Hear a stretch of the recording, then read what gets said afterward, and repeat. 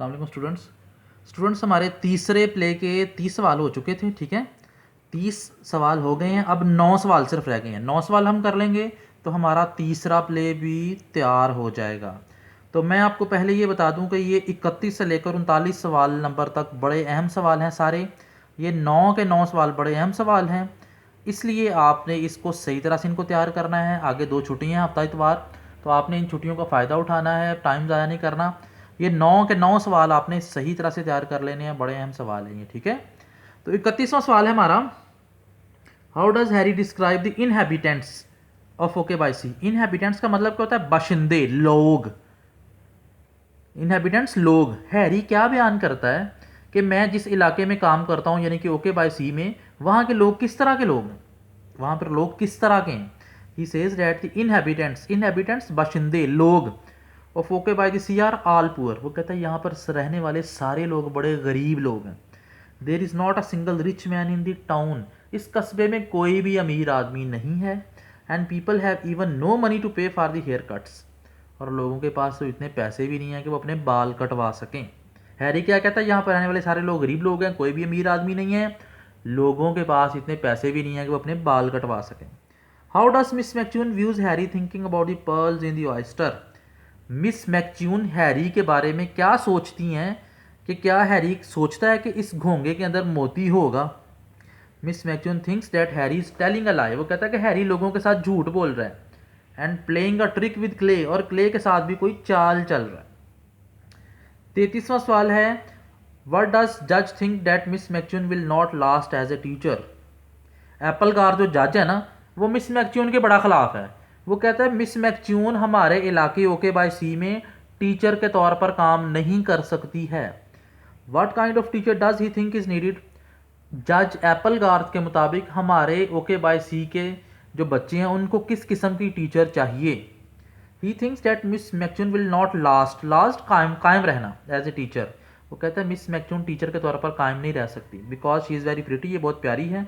He thinks that their school needs an old experience teacher. वो कहता है यहाँ पर ओके बाय सी के जो बच्चे हैं ना, इनको चाहिए कोई पुरानी और तजर्बाकार टीचर आए।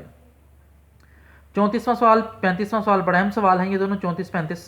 What is Applegarth complaint about the sea. अब जो ओके बाय सी का जो समुंदर है ना, जिसमें से चीज़ें बह कर आती हैं, उस समुंदर के बारे में एप्पलगार्थ क्या शिकायत करता है। Applegarth complains that the seas were not washing up good and valuable things.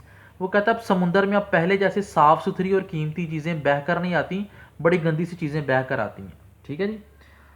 35वां सवाल है, what kind of gadget does the writer describe. Writer साहब किस किस्म का आला बयान करते हैं। The writer says that a gadget का मतलब आला is like a safety razor. वो कहता है ये एक उस तरह की तरह है with which people can give a haircut to each other, जिससे लोग एक दूसरे के बाल काटते हैं। 36वां सवाल है, हु बाइज यू ऑयस्टर। घोंगा कौन खरीदता है। हाउ मच डज ही पे, और वो इसके कितने पैसे अदा करता है। The writer buys you oyster. Writer साहब उस घोंगे को खरीदते हैं। ही पेज $300, और वो इसके $300 अदा करते हैं। 37वां सवाल है, does he writer open the oyster. क्या राइटर साहब उस घोंगे को खोलते हैं। वाई नॉट, क्यों नहीं खोलते। He does not open the oyster. Writer साहब उस घोंगे को नहीं खोलते हैं बिकॉज ही, ये लफ्ज़ ही है, इसको ही कर लें। बिकॉज ही नोज, क्योंकि वो जानता है, that there is not a pearl in the oyster, कि इस घोंगे में कोई पर्ल का मतलब मैंने कल भी बताया था मोती, कि इसके अंदर कोई मोती नहीं है। 38वां और 39वां सवाल बड़े अहम सवाल हैं, बड़ी दफ़ा पेपर में आए हुए हैं।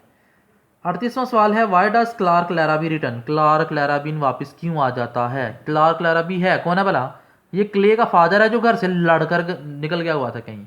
अब ये कहता है ये दोबारा से ओके बाय सी में वापस क्यों आ जाता है। आपको पता ना कि क्ले ने पैसे जमा करके अखबार में इश्तिहार दिया था अपने बाप की वापसी के लिए। इसने अखबार में इश्तिहार वो पढ़ लिया था, और वो इसलिए वो कहता है कि मेरे बच्चों को, मेरे घर को मेरी ज़रूरत है, इसलिए वो वापस आ जाता है। तो सवाल है, क्ले का फादर क्लार्क लैराबी वापस क्यों आता है। He returns home because he has read the ad in the newspaper, क्योंकि उसने अखबार में इश्तिहार पढ़ लिया है। He thinks that his children love him. वो सोचता है मेरे बच्चे मुझसे प्यार करते हैं। एंड नीड हिम, और मेरे बच्चों को मेरी ज़रूरत है। 39वां सवाल है, what does the writer do with the oyster. Writer साहब उस घोंगे के साथ क्या करते हैं। ही होल्ड का मतलब होता है पकड़ना। द ऑयस्टर इन सच अ वे, वो इसको इस तरह से पकड़ता है, एज इफ, जैसे कि, इट वार एन एग, जैसे कि ये कोई अंडा हो। He looks at it carefully, वो इसको बड़ी एहतियात के साथ देखता है। Then he puts into his pocket, puts रख लेना, फिर वो इसको पकड़ कर अपनी जेब में रख लेता है। तो स्टूडेंट्स 39 सवाल हो गए, मतलब हमारा तीसरा प्ले भी तैयार हो गया है। ये सिर्फ पढ़ा ही है या आपको आता है, ये आपसे बेहतर कोई नहीं जानता। अगर आपने साथ साथ तैयार किया होगा तो आपको बड़ा फ़ायदा मिलेगा। अगर आपने नहीं याद किया तो ये आपके सर पर बोझ बनता जा रहा है, जो आखिर में आपको बोझ पूरा उठाना पड़ेगा। लेकिन जो स्टूडेंट साथ साथ तैयार करेगा उसके लिए बड़ी ही आसानी होगी। मेहरबानी फरमाकर इनको साथ साथ तैयार करते जाएं। अब हफ्ता इतवार आपको छुट्टी है, तो प्लीज़ काइंडली इनको जो है वो याद ज़रूर करिएगा और याद कर करके लिखें, असाइनमेंट बना लें अपनी एक। ठीक है। अल्लाह ताला आपका हामी और नासिर व आमीन।